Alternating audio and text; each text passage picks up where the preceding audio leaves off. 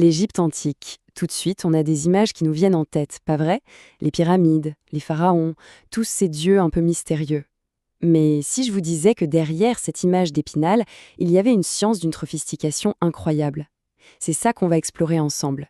Qui étaient les vrais moteurs de cette civilisation légendaire? Alors, la question qu'on doit se poser, c'est celle-ci. Au-delà des grands noms, des pharaons, qui concrètement a fait tourner la boutique pendant 3000 ans? C'est une durée immense. Et la réponse, eh bien ce n'est pas un roi, ce n'est pas un général, non, c'est quelqu'un de beaucoup plus discret, mais qui était pourtant au cœur de tout. Et cette figure, c'est le scribe. Alors attention, oubliez l'image du simple copiste. Le scribe d'Égyptien, c'était bien plus que ça. C'était un fonctionnaire d'élite, un expert en écriture et surtout en calcul. Pensez-y, c'était à la fois l'administrateur, le comptable, l'ingénieur, bref, c'était vraiment lui le moteur de la gigantesque machine administrative de l'Égypte. Allez, on va commencer par leur première compétence, et pas des moindres, les mathématiques. Et pour le scribe, les maths, c'était tout sauf abstrait. C'était l'outil numéro 1 pour organiser, pour gérer un monde qui, chaque année, était bouleversé par le Nil. Et c'est ça qui est fascinant, c'est de voir à quel point c'était concret. Imaginez un peu, chaque année, la crue du Nil efface toutes les limites des champs. Eh bien, c'était le boulot des scribes de tout remesurer, de redistribuer les terres. C'était eux qui calculaient les impôts, qui géraient les stocks de nourriture dans les greniers, vitaux pour le royaume. Et bien sûr, c'est eux qui étaient derrière les calculs ultra complexes pour construire, et oui, les pyramides et les temples. Bon, après les chiffres sur Terre, levons les yeux au ciel. Pour les Égyptiens, l'astronomie, ce n'était pas juste une science, c'était beaucoup plus. C'était à la fois une question de survie et une quête spirituelle. Pour le scribe, regarder les étoiles, c'était littéralement lire le grand livre du temps et comprendre les dieux. Le ciel, pour eux, c'était une histoire qui se déroulait sous leurs yeux. Le grand mythe, c'est celui de Ra, le dieu soleil, qui, chaque nuit, à bord de sa barque, traversait le monde souterrain. Il y combattait les forces du mal pour pouvoir renaître triomphant chaque matin. Le ciel était un spectacle permanent. Mais attention, il ne faut surtout pas croire que le mythe s'opposait à la science. Pas du tout. Les deux allaient de pair, ils se nourrissaient l'un l'autre. Parce que derrière ces grandes histoires, il y avait une observation hyper rigoureuse du ciel. Et cette observation, elle était dictée par une chose toute simple, la survie. Et l'exemple parfait de ça, le voici.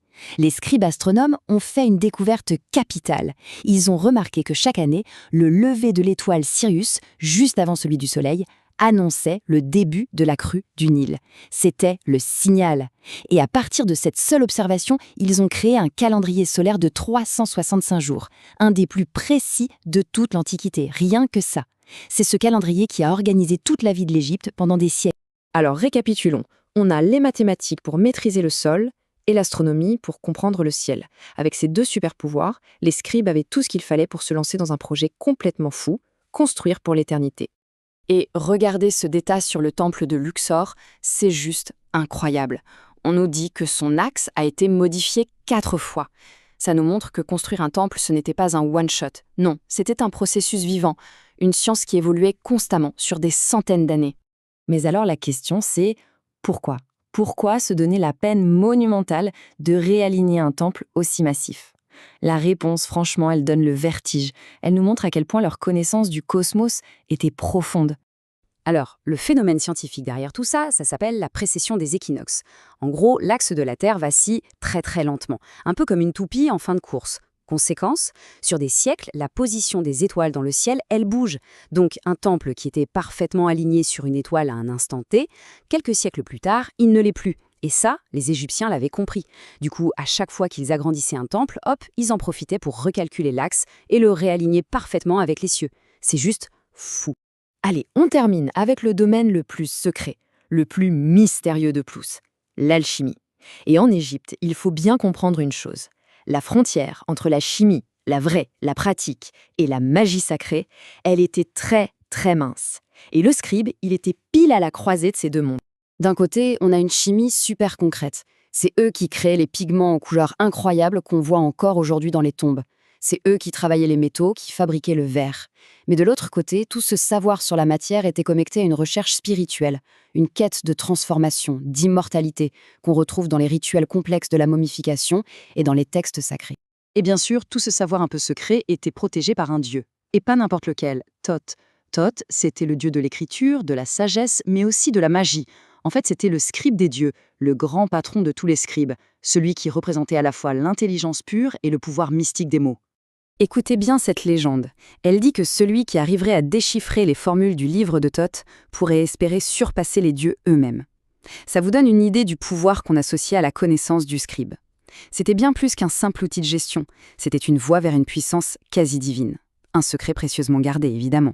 Finalement, quand on y pense, le plus grand monument de l'Égypte, ce n'est peut-être pas une pyramide de pierre, c'est peut-être ce monument invisible écrit sur des milliers de papyrus, tout ce savoir, ce capital intellectuel incroyable que les scribes ont bâti et protégé pendant 3000 ans. Le problème, c'est que ce monument de papier était d'une fragilité extrême. Pour vous donner une idée, on sait que toute l'œuvre d'Archimède, un génie absolu, a survécu grâce à une seule et l'unique copie. Un autre philosophe, Chrysippe, avait écrit plus de 700 livres. Quasiment tout a disparu. En fait, on estime aujourd'hui qu'on a perdu plus de 99% des textes de l'Antiquité. Imaginez, des millions de rouleaux de papyrus partis en fumée ou juste perdus. Ce n'est pas seulement le savoir égyptien, c'est aussi tout ce que les Grecs et les Romains ont appris d'eux. Une bibliothèque universelle presque entièrement effacée. Et ça nous laisse sur une dernière question, une question un peu folle. Quand on sait tout ce qu'on a perdu, qu'est-ce qui peut bien encore dormir sous le sable d'Égypte? Quels secrets, quelles découvertes scientifiques incroyables des scribes attendent encore peut-être d'être un jour redécouverts?